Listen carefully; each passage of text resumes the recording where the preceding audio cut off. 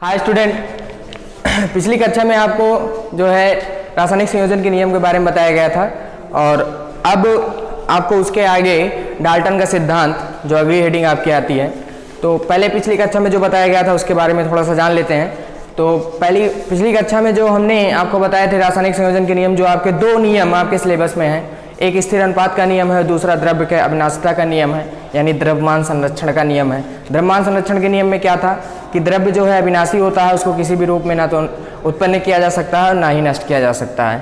ठीक, यानी अपक्रिया के पहले लिया गया पदार्थ और अपक्रिया के बाद बनने वाले पदार्थ का जो द्रव्यमान होता है वो सदैव क्या होता है, एक दूसरे के बराबर होता है। ठीक, तो दूसरा ये था कि अगर कोई भी वस्तु होती है, कोई पदार्थ होता है, ठीक, तो उसमें जो उसके अवयवी पदार्थ होते हैं जिनसे वो मिलकर बना होता है, तो उन अवयवी पदार्थों का जो अनुपात होता है सदैव क्या होता है, निश्चित होता है।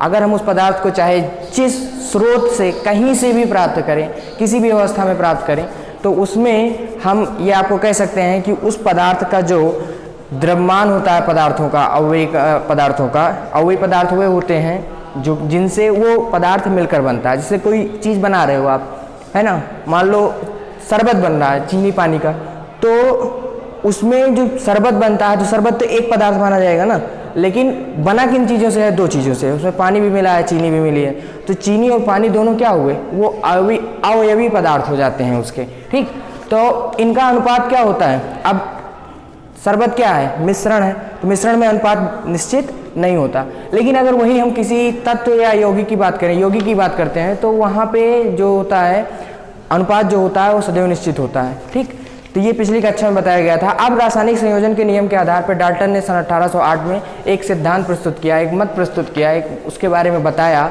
पदार्थों के बारे में, उनकी जो सूक्ष्म अवस्था होती है उसके बारे में कुछ जानकारी दी। तो वही मैं आपको बताने आया हूँ।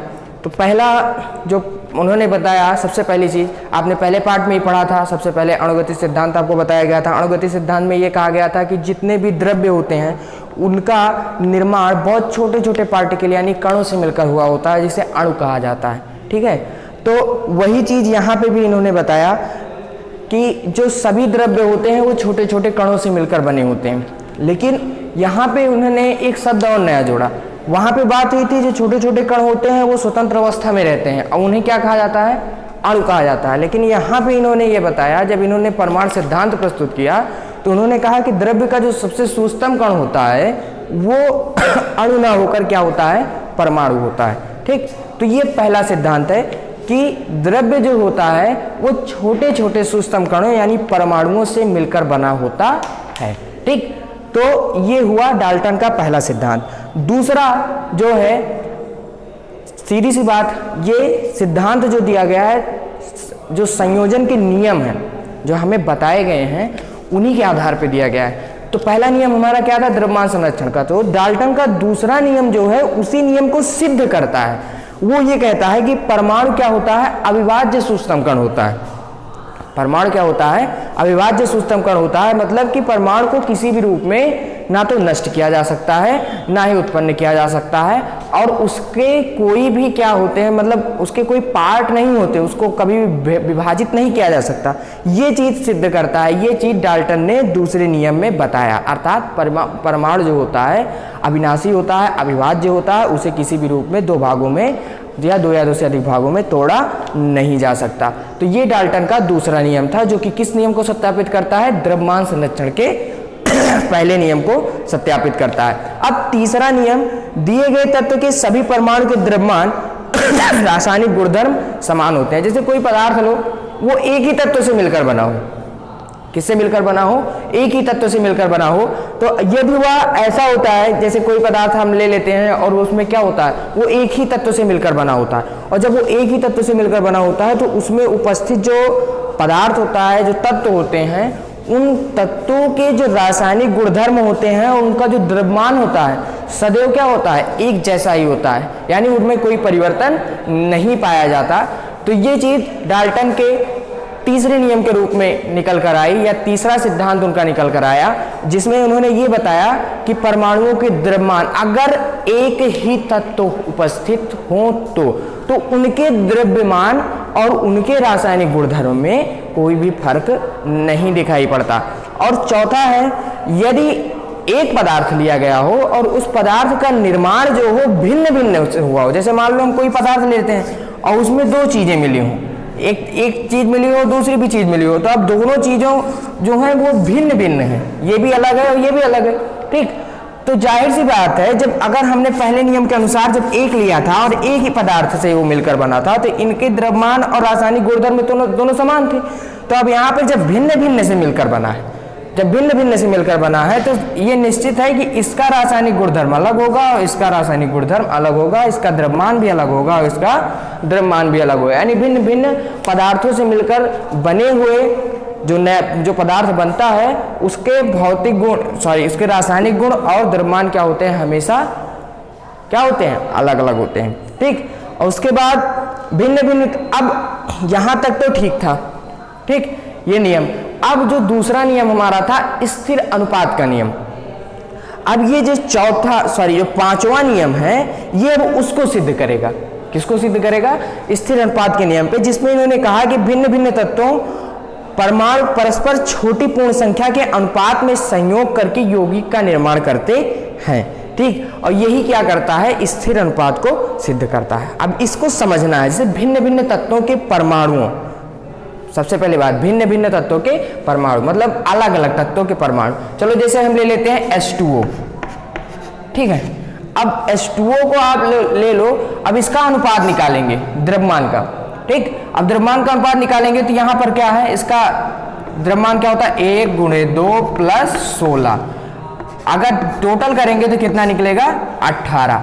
अब इनका अनुपात, तो 18 से तो हमें लेना देना है टोटल करने से। यहाँ पे अनुपात अगर दोनों के बीच में अनुपात निकलेगा, तो अब दोनों के बीच में अनुपात निकलेगा तो क्या होगा, इनको करोगे तो क्या आएगा 1:8। क्या आएगा 1:8। तो जब भी हम ऑक्सीजन और हाइड्रोजन को 1:8 के अनुपात से कहीं भी किसी भी अवस्था में किसी भी स्रोत पे पृथ्वी पर कहीं भी अगर हम 1:8 के अनुपात से हाइड्रोजन और ऑक्सीजन को मिलाएंगे तो सदैव हमें क्या प्राप्त होगा, सदैव हमें क्या प्राप्त होगा, जल ही प्राप्त होगा। और यही क्या करता है, स्थिर अनुपात के नियम को सिद्ध करता है, यानी रासायनिक संयोजन के स्थिर अनुपात के नियम को यही नियम सिद्ध करता है। और ये था आपका डाल्टन के सिद्धांत का कौन सा नियम, 5वां नियम। और लास्ट नियम है किसी भी यौगिक में परमाणुओं की सापेक्ष संख्या एक प्रकार की निश्चित होती है। वही चीज भाई, अब यहाँ पर जो अगर जल है तो जल में हम देख रहे हैं कितने हाइड्रोजन हैं, 2 हैं, ठीक। और ऑक्सीजन कितना है, 1 है। कितना है, 1 ऑक्सीजन है और 2 हाइड्रोजन है। तो जल जब भी बनेगा तो यही होगा, मतलब कि ऑक्सीजन अगर 4 होगा तो हाइड्रोजन की संख्या कितनी होगी, 8 होगी। यानी अनुपात क्या रहेगा, हमेशा 2:1 का ही बना रहेगा, यानी संख्या जो होती है हमेशा नियत होती है। तो ये था आपका डाल्टन के सिद्धांत का कौन सा नियम, लास्ट नियम था, जिसमें यह बताया गया कि परमाणुओं की जो सापेक्ष संख्या होती है किसमें, यौगिक में, वो सदैव क्या होती है, नियत होती है। तो चलो एक बार फिर से देख लेते हैं शुरू से। पहला नियम क्या था, उसमें यह बताया गया कि द्रव्य का निर्माण जो होता है सूक्ष्म कणों से मिलकर हुआ होता है, जिसे क्या कहते हैं, परमाणु कहते हैं। और जो दूसरा नियम था उसमें रासायनिक संयोजन के नियम को सिद्ध किया गया, उसमें यह कहा गया कि परमाणु अविभाज्य कण होता है और उसे किसी भी रीत में तोड़ा या विभाजित नहीं किया जा सकता। तीसरा नियम यह था कि अगर किसी भी पदार्थ को एक ही तत्व से मिलकर बनाया गया हो या एक ही तत्व से मिलकर वो बना हो तो उसके द्रव्यमान और रासायनिक गुणधर्म सदैव क्या होते हैं, नियत होते हैं। और भिन्न भिन्न से बना हो अगला वाला तो उसके क्या होते हैं, गुणधर्म और द्रव्यमान भी भिन्न भिन्न होते हैं। और 5वां नियम जो था वो स्थिर अनुपात के नियम को सिद्ध करता है, अर्थात जो द्रव्यमान का अनुपात होता है किसमें, यौगिक में, वो सदैव क्या होता है, नियत होता है। यानी वो किसी भी अवस्था में जाए तो वो हमेशा आपको एक जैसा ही प्रतीत होगा अगर वो पदार्थ या वो यौगिक होता है तो। और लास्ट नियम ये कहता है कि जो उनकी सापेक्ष संख्या होती है वो क्या होती है, सदैव नियत होती है, ठीक। तो ये आपका था डाल्टन का सिद्धांत, इसे आप रिवाइज करिएगा, याद करिएगा, ठीक है। और आगे आपको नेक्स्ट हम परमाणु और परमाणु भार इसके बारे में बताएंगे, ठीक।